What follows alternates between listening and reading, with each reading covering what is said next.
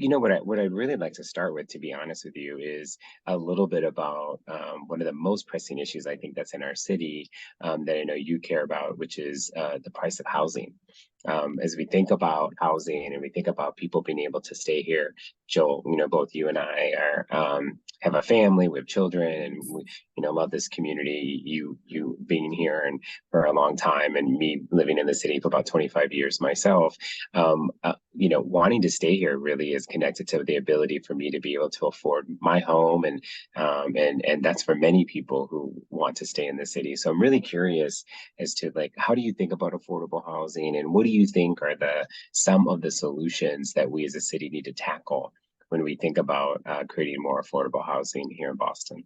I do enjoy this question because it's near and dear to my heart. Um, so there's an immediate thing we need to do, and then there's a long-term goal we need to set.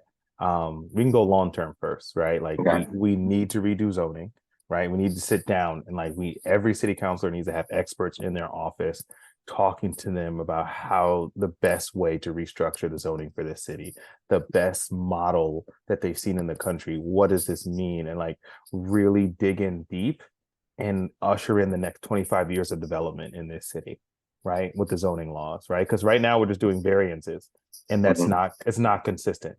You can go from neighborhood to neighborhood, and I know you know this. There's different complaints about different variances.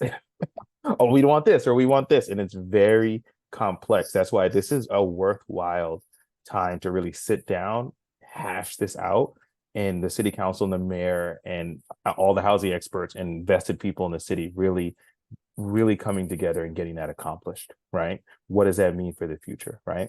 Then two, it has to be using every planning dollar we have for comprehensive planning. How Mike Skoka and I actually met was around this issue of comprehensive planning, right? We're like, we want to see a plan on where buildings are going. We want to see a plan for how roads are going to be developed around the buildings that are going, right?